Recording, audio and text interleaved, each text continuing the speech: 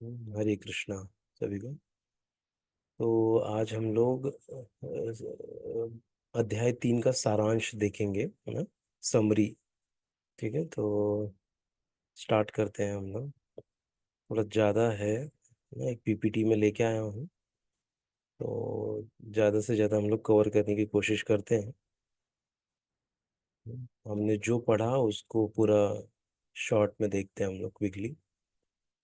ये राधेश्याम प्रभु जी द्वारा बनाया हुआ है ये, तो उसी को हम लोग फटाफट गो थ्रू करते हैं। तो लेसन 1 शिक्षा क्या है। ट्री ट्री से ये सब बनाया है कि त्याग, रिनॉन्सिएशन और वर्क, विच इज बेटर, त्याग और कर्म क्या बेहतर है।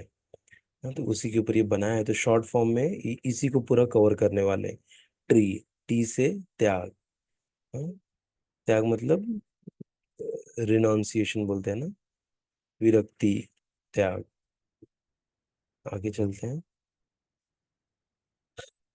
फिर है आर, आर से रंग्स ऑन योगा लैडर ना। हमने योगा लैडर के बारे में पढ़ा था। सीढ़ी ना, सीढ़ी में क्या आता है, सबसे पहले आता है कर्मकांड ना। सबसे पहले तो आता है कर्मकांड, उसके भी पहले आता है क्या, पाशविक जीवन ना, पशु के जैसा जीवन। जो व्यक्ति खाली आहार, निद्रा, भय, मैथुन ना, इन 4 चीजों में जो व्यस्त रहता है, वो 2 पैर वाला पशु कहलाता है। है दिखने में इंसान लगता है, बट है वो क्या, पशु, क्योंकि पशु के जैसे कार्य कर रहा है ना। उसके बाद आता है फिर कर्म कांड ना। थोड़ा वो क्या करता है फिर, कुछ लाभ के लिए, वो ना प्रशंसा पाने के लिए, लाभ प्रतिष्ठा, उसके लिए क्या करता है, कर्म करता है, कर्म कांड करता है। फिर कर्मयोग और ज्ञान योग, इसके आगे हम लोग चर्चा करेंगे। तो ये लैडर है ना, कर्मयोग, फिर ज्ञान योग, फिर भक्ति, कर्म कांड, फिर कर्म योग, फिर ज्ञान योग, फिर भक्ति योग, ऐसे। फिर लेसन 3 है शिक्षा ई, ट्री का ई पकड़ा है। ई क्या, एग्जेम्पलरी कर्मयोगीज ना, आदर्श कर्मयोगी कौन है, उसके बारे में। फिर लास्ट ई है जो एनिमी ऑफ द सोल, आत्मा के शत्रु ना। हमने अभी रिसेंट में ही पढ़ा है, क्या है आत्मा का शत्रु। आत्मा का शत्रु है काम ना, वो पढ़ा था हमने। तो अभी टी से अभी चालू करते हैं ना। त्याग के बारे में अभी थोड़ा डिटेल में जाएंगे। सब श्लोका का यहाँ पे लिंक दिया गया है ना, कि 1 से 2 अर्जुन की दुविधा ना, बुद्धि योग और कर्म योग में क्या श्रेष्ठ है ना, उसकी दुविधा थी। तो फिर उसके बारे में, बुद्धि योग मतलब क्या, भक्ति योग ना। तो उसको कंफ्यूजन होता है कि कर्म करना श्रेष्ठ है या भक्ति करना श्रेष्ठ है, क्या श्रेष्ठ है ना, ऐसे सब क्वेश्चन उसको आते हैं। और कर्म क्या है ना, उसको वो भी बेसिक से जा रहे हैं ना, कि क्या क्या कर्म करना गलत है क्या, ऐसा सब क्वेश्चन अर्जुन को आता है ना। और मैं न चाहते हुए भी कैसे, क्यों मैं, है ना, इच्छा, भौतिक इच्छा करने लग जाता हूँ, या काम में मैं प्रवृत्त हो जाता हूँ, ऐसा कोई है जो मुझे उसमें ढकेल रहा है। ऐसा सब चीजें हमने पढ़ेंगे। तो जैसे 3 से 16 है ना, ज्ञान योग मुश्किल है, इसलिए अर्जुन के लिए निष्काम कर्म योग उससे अच्छा है। हमें कर्म कांड से कर्म योग की तरफ बढ़ना चाहिए। और फिर क्या है, 17 से 35, बुद्धि योग के लिए योग्य है फिर भी उचित। हाँ, यद्यपि अर्जुन बुद्धि योग के लिए योग्य है, फिर भी उचित उदाहरण प्रस्तुत करने हेतु उन्हें निष्काम कर्म योग का पालन करना चाहिए। बुद्धि योग के लिए योग्य है कौन, अर्जुन ना। जैसे बुद्धि योग मतलब क्या, भक्ति योग ना। एक श्लोक आता है 10वें चैप्टर में, क्या, तेषाम सतत युक्ता नाम भजताम प्रीति पूर्वकम ददामि बुद्धि योगम तम येन माम उपयांति ते ना। भगवान क्या बोलते हैं कि जो सतत मेरे बारे में, मेरी चिंतन करता रहता है, मेरे बारे में ना सोचते रहता है ना, जप के माध्यम से, बुक रीडिंग के माध्यम से, श्रवण के माध्यम से, हाँ, तो तेषाम सतत युक्ता नाम भजताम प्रीति पूर्वकम, और प्रीति पूर्वक, प्रेम से जो मेरी भक्ति करता है ना, ददामि बुद्धि योगम तम, मैं उसको क्या देता हूँ, उसको बुद्धि प्रदान करता हूँ। ददामि बुद्धि योगम तम, उसको ए न माम उपयांति थे, जिससे कि वो मेरे पास आ सके ना, मेरे पास आए। ऐसे तो भगवान क्या करते हैं, बुद्धि प्रदान करते हैं उसको। वही बुद्धि योग है, क्या भक्ति योग। ठीक है। फिर 36 से 43 में हमने क्या देखा था, योग मार्ग में काम एक दुर्जय शत्रु है। जो अभी हमने रिसेंट पढ़ा है ना, काम एक दुर्जय शत्रु है, मतलब जिसको कभी अब पराजित नहीं किया जा सकता। इसलिए हमें स्थिर आध्यात्मिक बुद्धि से काम को जीतना चाहिए। लेकिन जैसे ही हम कृष्ण भावनामृत में प्रवृत्त हो जाएंगे, तब हम काम के ऊपर विजय प्राप्त कर सकते हैं ना। तो हमको आर्टिफिशियली कंट्रोल करने की जरूरत नहीं पड़ेगी, ऑटोमेटिकली हमारी इंद्रियां कंट्रोल में रहेंगी। हाँ, ऐसे। क्या, तो ये पूरा एक प्रारूप है ना, एक सार में ये हमने देखा। ये कनेक्शन है कैसे, वो 1 से 2 में क्या बताया है, फिर 3 से 16, 17 से 35 और 36 से 43। हाँ, तो यहाँ पर आता है कि हाँ, व्यक्ति के लिए निष्काम कर्मयोग ज्ञान योग से ज्यादा उचित है, ऐसा। 2 तरह के व्यक्ति होते हैं, ज्ञान योगी और कर्मयोगी। हाँ, ज्ञान योगी कौन है, जो कर्म को त्याग देते हैं। और कर्मयोगी जो अपने निहित कर्म करते हैं ना, जो उनको डिसाइड असाइन किया गया है वो कर्म करते हैं। और फिर आता है पिछले श्लोक से संबंध। जिसका हृदय अशुद्ध है, उसे हृदय की शुद्धिकरण हेतु अपने कर्तव्यों के अनुसार कार्य करने चाहिए। अगले 13 श्लोक में इसकी व्याख्या दी गई है ना। तो क्या होना चाहिए, हृदय का शुद्धिकरण होना चाहिए ना। हृदय में क्या रहते हैं, 6 प्रकार के क्लेशर रहते हैं ना। काम, क्रोध, लोभ, मोह, मद, मत्सर। हाँ, ये 6 टाइप के अ, ये है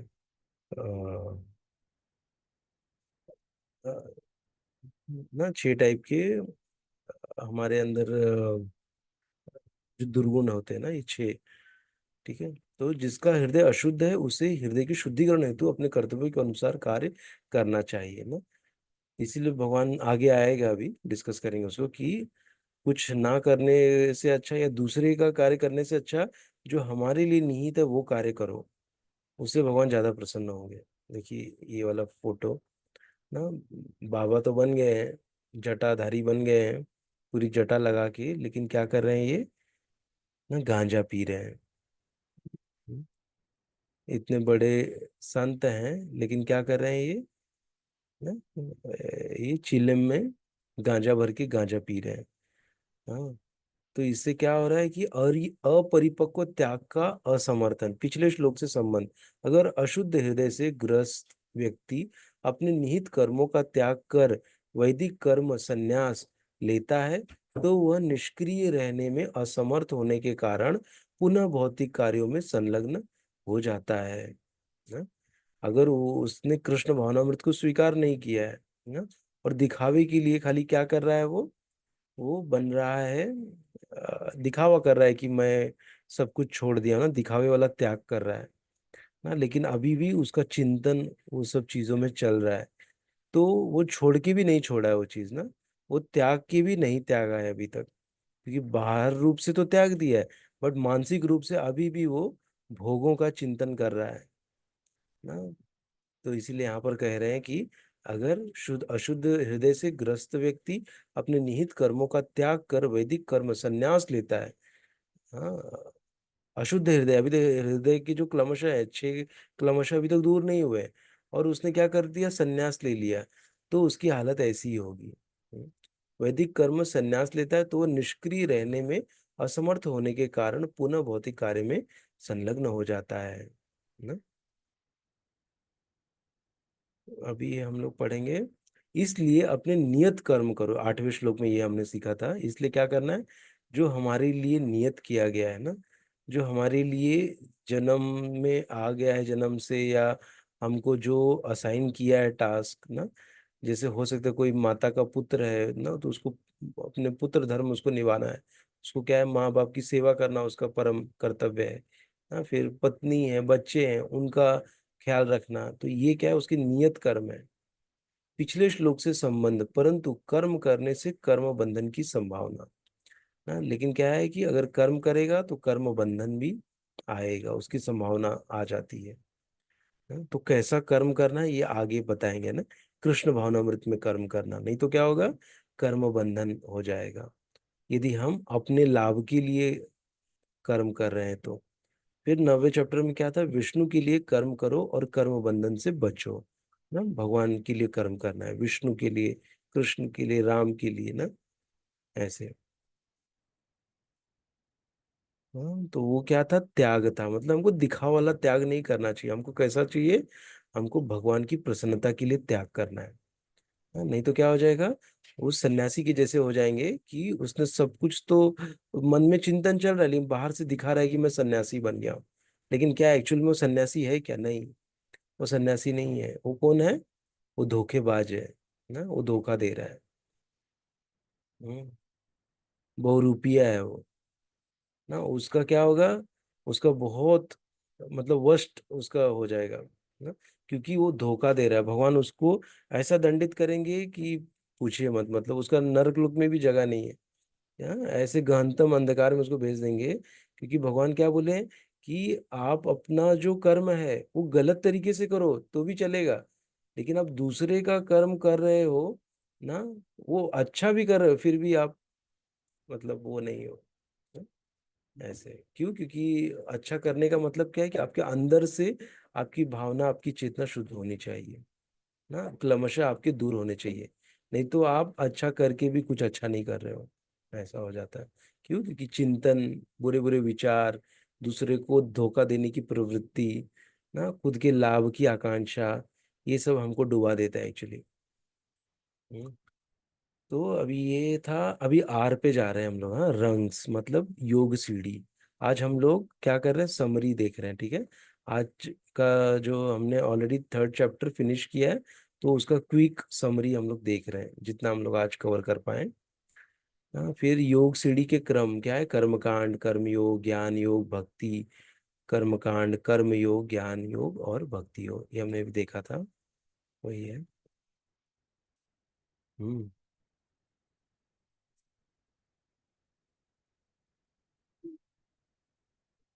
देखिए, विस्तृत योग की सीढ़ी है ये। पशु जीवन ना, आहार निद्रा भय मैथुन जो करता है वो पशु जीवन के जैसा ही जी रहा है। फिर ऐसा नहीं कि पशु जीवन मतलब जो पशु है उसके लिए नहीं, जो इंसान, जो मनुष्य है, वो पशु की तरह है। यदि वो खाली 4 चीजों में रहता है ना, काम, क्रोध, आहार निद्रा भय मैथुन, अगर वो इसी चीज में वो इन्वॉल्व है तो वो क्या है, पशु है।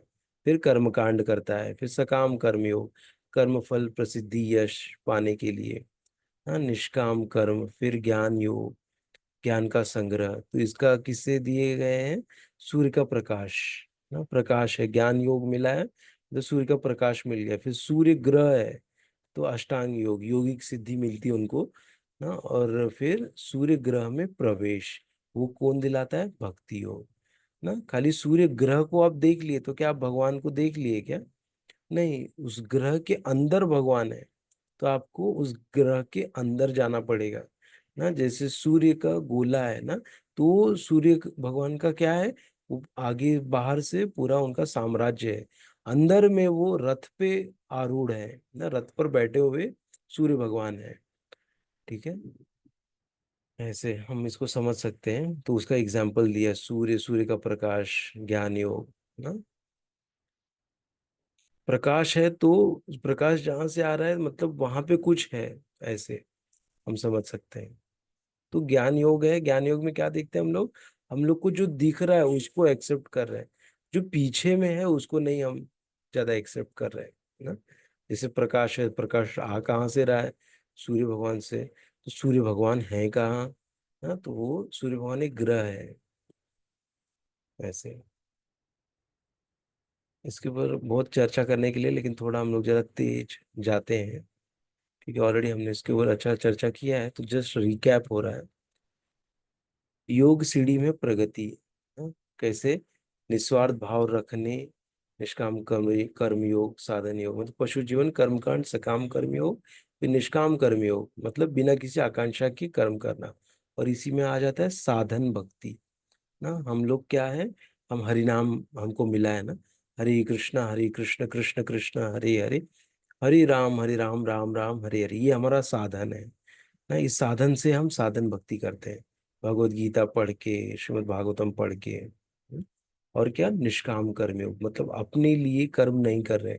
अभी ये जो कर्म है वो हम लोग दूसरों के लिए कर रहे हैं ना, भक्ति में आगे बढ़ने के लिए अब कर्म कर रहे हैं। ठीक है, ये सब था।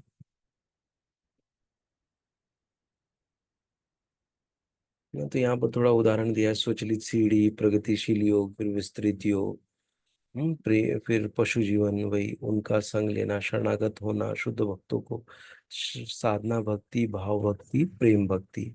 हाँ, तो ये लैडर है, समझ सकते हैं। फिर प्रगतिशील योग आता है, पशु जीवन, वही सब बताया, डिफरेंस इसमें बताए हैं। हम्म,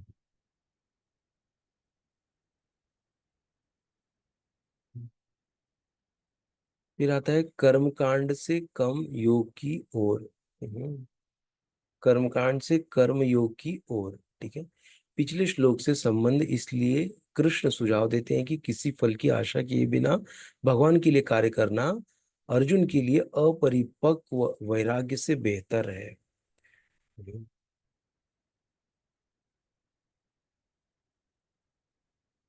अपरिपक्व वैराग्य मतलब क्या, उसने वैराग्य आ गया है, विरक्ति आ गई है, लेकिन क्या है, वो परिपक्व नहीं है, वो अपरिपक्व है ना। तो उसके लिए क्या बोल रहे हैं यहाँ पर, भगवान बोल रहे हैं कि अर्जुन के लिए श्रेष्ठ क्या है, भगवान के लिए कार्य करना, ना वो अर्जुन के लिए श्रेष्ठ है। और कार्य भी कैसे करना है, बिना किसी हेतु के ना।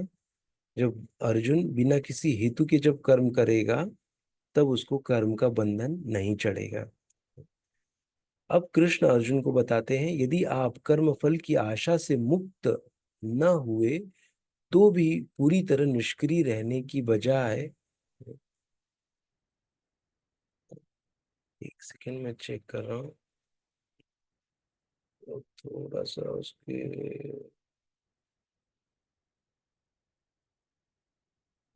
निष्क्रिय रहने के बजाय आपको फल की आशा करने, नए कर्म, ऐसे कुछ तो है। अब भौतिक, अब कृष्ण अर्जुन को बताते, यदि आप कर्मफल की आशा से मुक्त न हुए तो भी पूरी तरह निष्क्रिय रहने के बजाय आपको फल की, ऐसा कुछ दिया है, दिख नहीं रहा है।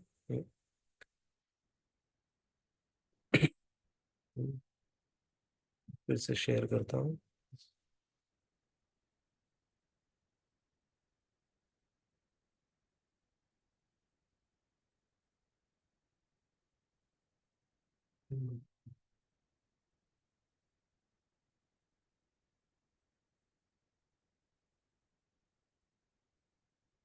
ठीक है, फिर यहाँ पे दिया है, ये हमने पढ़ा था ना कैसे, जब हम यज्ञ होता है ना, फिर यज्ञ से बरसात आती है, बरसात से फिर अन्न आता है, फिर जीव अन्न को खाता है ना, और जीव क्या है, परमेश्वर के साथ कनेक्ट होता है। फिर वेद, वेद आते हैं, फिर निहित कार्य कर्म करता है ना, निहित कार्य कर्म करना, फिर यज्ञ करता है, और फिर ना निहित कार्य करके क्या होता है, वो यज्ञ करता है, और फिर अपना शरीर छोड़ता है, और फिर कहाँ चले जाता है ना, ऊपर चले जाता है, और फिर वापस बरसात के बादल के रूप में वो नीचे गिरता है। तो ये एक चक्र है ना, यज्ञ का चक्र, यज्ञ के बिना पापी जीवन। हम्म, इसीलिए यज्ञ बहुत जरूरी है। फिर आता है ई, एग्जेम्पलरी कर्मयोगीज। कौन है एग्जेम्पलरी कर्मयोगीज ना, आदर्श उदाहरण स्थापित करने हेतु निष्कर्ष, निष्काम कर्म। पिछले श्लोक से संबंध, कृष्ण ने अभी तक समझाया कि अगर किसी को कर्मफल की इच्छा है तो वह इच्छाओं के रहते हुए भी धार्मिक पद्धति से कर्म कर सकता है। अब कृष्ण समझाएंगे कि यदि कोई इच्छाओं से मुक्त आत्म साक्षात्कारी व्यक्ति के लिए कोई कर्तव्य नहीं है ना, अगर वो आत्म साक्षात्कारी हो गया है ना, भगवान के साथ कनेक्ट हो गया है, तो उसके लिए कोई कर्तव्य अब शेष नहीं रह गया है ना। क्यों, क्योंकि अभी वो कृष्ण के लिए कार्य करने लग गया है। ठीक है, तो वो ऑलरेडी वो मुक्त हो गया है, ऐसा हम इस यहाँ से समझ सकते हैं। हम्म, और फिर उसके लिए कोई निहित कार्य अनिवार्य नहीं है, भौतिक कार्यों में उसे कोई रुचि नहीं है। किसको? आत्म साक्षात्कारी व्यक्ति को ऐसे कार्य को करने में उसका कोई उद्देश्य या लाभ नहीं होता है। हम्म। वह कर्म करता है। पिछले श्लोक से संबंध, आध्यात्मिक बुद्धि वाला व्यक्ति अपने निहित कर्म फल की इच्छा नहीं करता, बल्कि वह उनके फल से अनासक्त रहकर सिर्फ उदाहरण स्थापित करने हेतु कर्म करता है ना, दिखाने के लिए कर्म करता है ना, जिससे कि अगर राजा है ना तो राजा को अच्छी क्वालिटीज लाने पड़ेंगे अपने अंदर ना। अगर बुरे क्वालिटीज रहेंगे तो उसको बहुत लोग फॉलो कर रहे हैं ना, तो उनके अंदर भी वो बुरी क्वालिटीज आ जाएंगी ना। क्यों? क्योंकि वो उनका संग कर रहे हैं या उनके साथ में है ना, तो ये प्रभाव पड़ता है। ठीक है, तो इसलिए यहाँ कह रहे हैं कि बल्कि वो उनके फल से अनासक्त रहकर सिर्फ उदाहरण स्थापित करने हेतु कर्म करता है, दिखाने के लिए ना। जैसे हम देखते हैं सन्यासी हैं, उनको माला जप करने की कोई आवश्यकता नहीं है। They are already prove themselves ना, उनको खुद को उन्होंने प्रूव कर दिया। अभी उनको क्या है कि भगवान के साथ उनका कनेक्शन स्टैब्लिश हो गया है। ऐसा हम समझ सकते हैं। तो उनको खाली क्या करना है, थोड़ी भक्ति दिखाने के लिए वो करते हैं, जिससे कि उनके जो फॉलोअर्स हैं ना, वो क्या करें, वो माला जप करें। नहीं तो क्या हो जाएगा, अगर जो सन्यासी अगर वो नहीं करेगा तो उसके फॉलोअर्स भी लगेगा, अरे ये अभी ये टाइम पे इम्पोर्टेंट नहीं है करने का ना, मॉर्निंग में करने का इम्पोर्टेंट नहीं है, ऐसा उसके अंदर भाव आ जाएगा।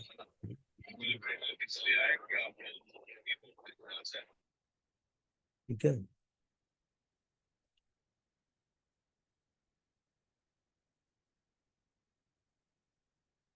हाँ, फिर आता है अनासक्त रूप से अनिवार्य कार्य। अनासक्त होके हमको कार्य करना चाहिए। और फिर क्या था, अर्जुन सोच रहे थे कि ना, जैसे वो श्लोक आया था ना, यदि यद आचरति श्रेष्ठ तत्त एवेतरो जना। हम्म, यदि यद आचरति श्रेष्ठ तत्त एवेतरो जना। श्लोक है, अभी याद नहीं आ रहा है। आदर्श उदाहरण जनक महाराज। कि हम देखते हैं कि अर्जुन सोच रहे हैं कि क्या ऐसे कोई व्यक्ति है जिन्होंने कर्मयोग से भगवत प्राप्ति की थी। तब कृष्ण दूसरे योद्धाओं का उदाहरण देते हैं जिन्होंने कर्म से सफलता प्राप्त की। आदर्श उदाहरण कौन है? जनक महाराज, जो सीता मैया के पिताश्री है। सामान्य व्यक्ति महापुरुषों के आचरण का अनुसरण करते हैं। और कौन करते हैं? सामान्य व्यक्ति जो महापुरुष होते हैं उनका आचरण करते हैं। इसलिए जो महापुरुष होते हैं उनको बहुत संभल के अपना जीवन व्यतीत करना होता है। और हम सब भी क्या है, लीडर्स हैं ना। हम लोग अपने पुत्र पुत्री के क्या है, लीडर्स है ना, वो हमको फॉलो कर रहे हैं। हम जैसा करेंगे वैसा वो भी करेंगे। हाँ, जैसे अगर हम लोग शराब पी रहे हैं या जुआ खेल रहे हैं तो वो भी देख रहा है, वो भी वही करेगा। हाँ? उसको पता है करना क्या है, जब उसके पास धन आएगा, लक्ष्मी आएगा, वो जाके वही कार्य करेगा। हाँ, इसलिए अपने माता पिता की भी बहुत बड़ी जवाबदारी है ना, कि उसको कैसे रहना है। कृष्ण भी कर्म करने में तत्पर रहते हैं, क्योंकि यदि मैं नियत कर्मों को सावधानी पूर्वक न करूं तो हे पार्थ, ये निश्चित है कि सारे मनुष्य मेरे पथ का ही अनुगमन करेंगे। तीनों लोग विनाश की ओर जाएंगे। तब मैं अवांछित जन समुदाय वर्ण संकर को उत्पन्न करने का कारण हो जाऊंगा। इसलिए अर्जुन की वर्ण संकर के बारे में व्यक्त की गई चिंता का समाधान कृष्ण करते हैं।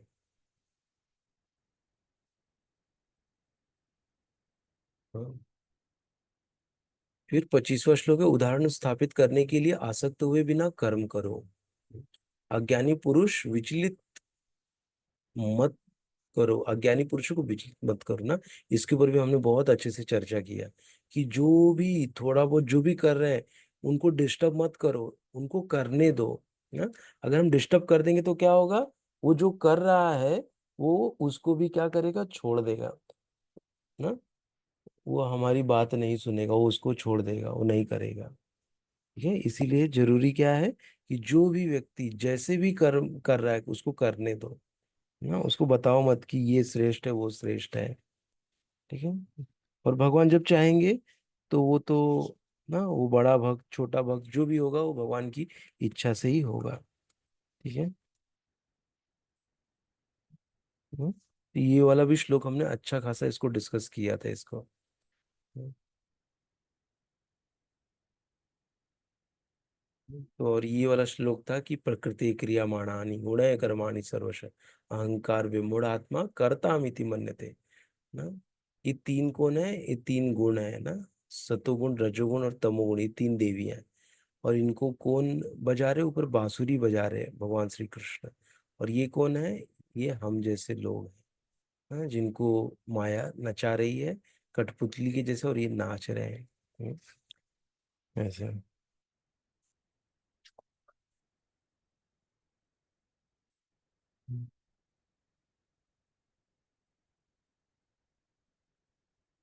मैं जस्ट एक वो 21 वाला श्लोक देख रहा था। 21 वाले श्लोक में, यदि यद आचरति श्रेष्ठस तत्तत एवेतरो जना स यत् प्रमाणम कुरुते लोकस्तद अनुवर्तते। What ever action a great man performs common man man follow. जो भी बड़े बड़े महापुरुष जो करते हैं और जो कॉमन लोग हैं वो उसको फॉलो करते हैं। And whatever standards he set by exemplary acts the whole world pursues. जो भी वो करता है तो पूरा जो जगत है उसको फॉलो करता है ना, उस राजा को। जैसे हम देखते हैं कि आजकल फॉलोअर्स कैसे पता चलते हैं, ट्विटर पे, फेसबुक पे, ना यूट्यूब चैनल पे पता चलते हैं कि इसके कितने फॉलोअर्स हैं। हाँ? नरेंद्र मोदी के इतने फॉलोअर्स हैं। तो वही यहाँ पर कह रहे हैं कि हाँ, और ऐसे लोगों को पूरे वर्ल्ड फॉलो करता है। फिर आगे आता है कि यदि विद्वान और अज्ञानी व्यक्ति दोनों समान प्रकार से कार्य करेंगे तो उनके बीच क्या अंतर है? अज्ञानी पुरुष स्वयं को कर्ता मानता है। हम्म, ना, जो अज्ञानी पुरुष क्या समझता है कि मैं ही करता हूँ, ना, ये कर्म मैं कर रहा हूँ, भगवान कहाँ से कर रहे हैं? लेकिन उस मूर्ख को यहाँ पे बोला है वैसे, ना, अहंकार विमूढ़ आत्मा, मूर्ख आत्मा को पता नहीं है कि ये सब प्रकृति के द्वारा हो रहा है। और प्रकृति को कौन कंट्रोल कर रहा है? भगवान श्री कृष्ण। हाँ, भगवान श्री कृष्ण प्रकृति को कंट्रोल कर रहे हैं। उसके हिसाब से जो प्रकृति है ना, माँ प्रकृति, उसने बांध रखा है। देखिए कैसे इमेज में दिख रहा है ना। क्या, आगे चलते हैं हम लोग। कर्म योग का वर्णन करने के बाद कृष्ण बताते हैं कि वह स्वयं ही सभी के देह है और सारे कार्य कृष्ण की को ही समर्पित करने चाहिए। ऐसे कर्मयोग वास्तव में भक्ति योग है।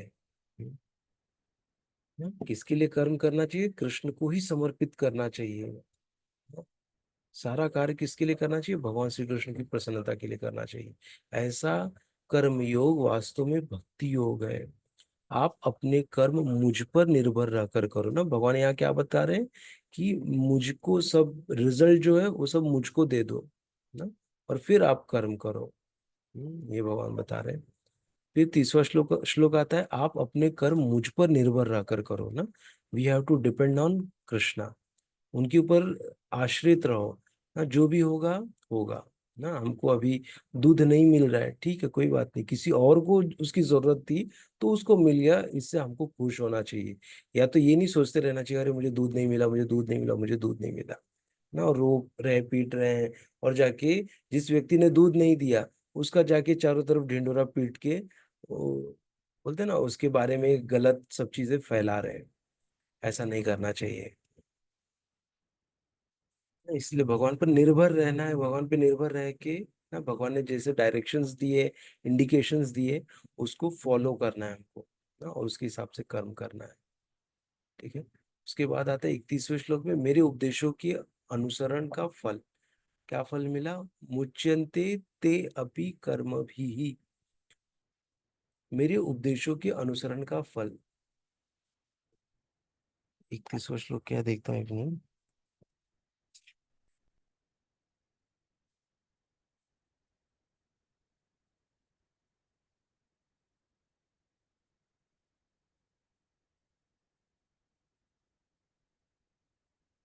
हाँ, तो यहाँ पर बता रहे हैं कि जो भी व्यक्ति ना अपना जो नियत कर्म है वो करता है ना, भगवान के जो नियम भगवान ने दिए उस नियम के आधार पर जो भक्त है वो करता है ना, वो भगवान की भक्ति करता है। और फिर नियम से, और फिर वो कौन है, वो फेथ, वो बहुत ही भरोसेमंद है, और उसके अंदर कोई भी जलन की भावना नहीं है। और वो क्या है, free from bondage of fruitive action, मतलब जो मतलब फल फल से वो मुक्त हो जाता है ना। क्योंकि अगर फल रहेगा तो हमको यहाँ पर बारंबार आना जाना पड़ेगा, लेकिन जब फल ही नष्ट हो गए तो हमारा यहाँ आने का कोई प्रश्न ही नहीं उठता है। करेक्ट ऐसे। मेरी उपदेशों की अपेक्षा का फल। हम्म।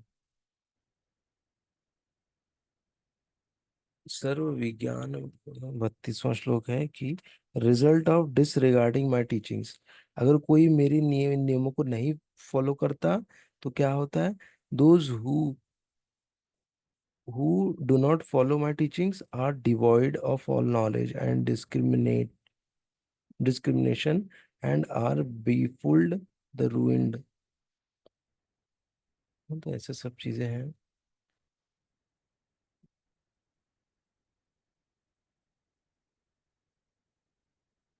Result of disregarding of my teachings, so out of envy, those who do not follow my teachings are devoid of knowledge and discrimination and are befooled and ruined। जो भगवान ने जो बोला है, जो टीचिंग बोली, अगर वो फॉलो नहीं करता है तो क्या होगा, उसको सब नॉलेज से दूर हो जाएगा, उसके सारे नॉलेज खत्म हो जाएंगे।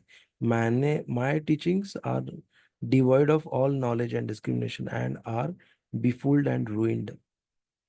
ऐसे सब दिया है थोड़ा सा पिछले श्लोक से संबंध। ऐसा व्यक्ति जो पाप कर्म के दंड से अवगत है, क्या वह पाप कर्म करने से डरेगा?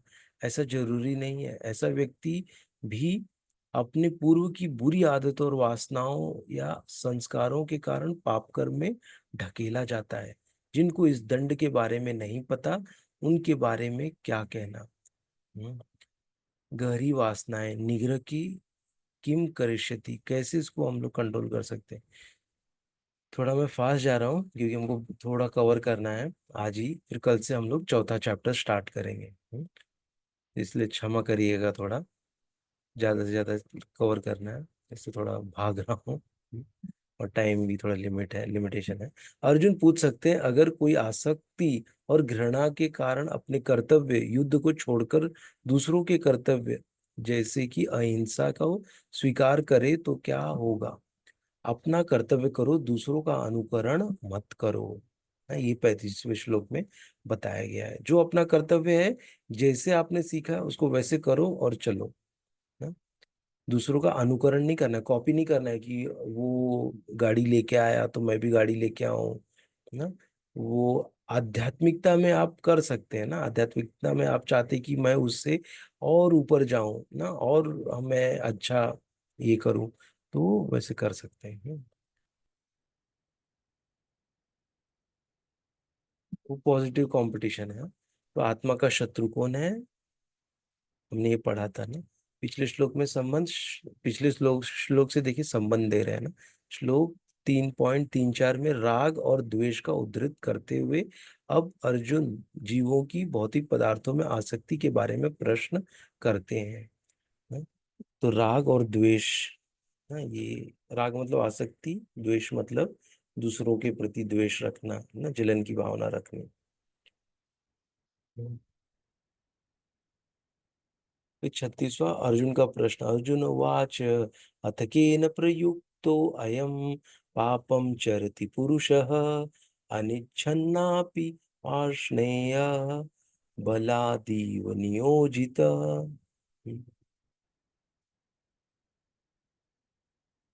काम ही भवबंधन का कारण है श्री भगवान। काम एष क्रोधेश रजोगुण समुद्भव समद्भव महाशनो महापापमा विदेनम यह वैरणम। काम के आवरण के तीन विभिन्न प्रकार है। धूम्र धूमेन व्रियते वहिर यदाश मन। फिर काम कभी तुष्ट नहीं होता। काम की 3 निवास स्थान है, क्या क्या? इंद्रियाणी, मन और बुद्धि। और क्या ऊपर बोल रहे हैं? काम कभी संतुष्ट नहीं होता। आवृतम ज्ञानम एतेन ज्ञानिनो नित्य वैरिणा, काम रूपेण कौन्ते दुष्पूरेण न लेन च। काम कभी तुष्ट नहीं होता है। जितना हम चिंतन करते रहेंगे ऑब्जेक्ट के प्रति, उतना हमारे अंदर काम की भावना भी बढ़ते रहेगी। ऐसा हम समझ सकते हैं। फिर है पिछले श्लोक से संबंध। आपको शत्रु के निवास स्थान पता है, तो अब विजय प्राप्त करो। विजय कैसे प्राप्त करो? पहले इंद्रियों को नियंत्रित करो। पिछले श्लोक से संबंध। पहले मन और बुद्धि पर विजय प्राप्त करने की कोशिश मत करो, क्योंकि वह इंद्रियों से ज्यादा शक्तिशाली है। जड़ वस्तु, इंद्रिय, मन, बुद्धि, आत्मा, इंद्रियाणि पर एक श्लोक आता है, अपने मन को आध्यात्मिक बुद्धि कृष्ण भावनामृत में स्थिर करना। हाँ, ये आता है ना, ये लास्ट श्लोक था, शायद 43 लास्ट श्लोक था। तो इंद्रिय और मन बुद्धि में ही कौन रहता है? आत्मा, ये काम निवास करता है ना, यही उसका सोर्स है एक्चुअली। हाँ, बुद्धि में हम क्या करते हैं? सोचते हैं उसके बारे में। हाँ, और फिर मन बार बार वहां पे हमको लेके जाता है, और फिर क्या होता है? इंद्रियों के द्वारा हम वहीं पे उसमें अटक जाते हैं। ऐसे होता है, तो ऐसे हम समझ सकते हैं इसको। ठीक है, तो यही थोड़ा समरी था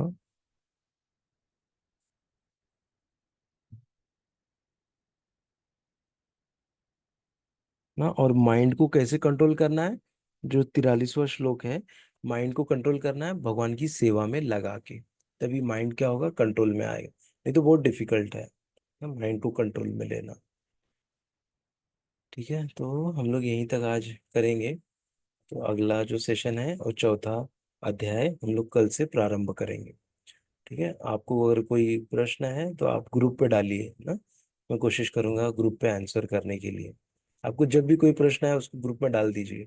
और क्लास में एक बार मैसेज डाल के रिमाइंड भी कर सकते हैं कि क्या मैं उसका आंसर मुझे मिलेगा उसका आंसर, तो मैं कोशिश करूंगा। ठीक है, और जो अभी तक इसमें नहीं आए हैं टेलीग्राम पे, प्लीज आ जाइए, बहुत कम दिख रहे हैं वहाँ पे। तो वो टेलीग्राम चैनल जो है, टेलीग्राम ऐप है, उसको डाउनलोड करिए और फिर आ जाइए ना, तो ग्रुप में ज्वाइन करिए। और उसके बाद फिर हम लोग वहीं पे ऑनलाइन क्लासेस लेने की कोशिश करेंगे। या देखते कैसे करते हैं आगे। तो यहीं तक आज करते हैं। बहुत बहुत धन्यवाद आप सभी का। हाँ, हरे कृष्णा। जय श्री प्रभुपाद की जय, अनंत कोटि वैष्णववृंद की जय। हरे जय कृष्ण सभी को। जय हरे कृष्ण हरे दंडवत। हरे कृष्ण।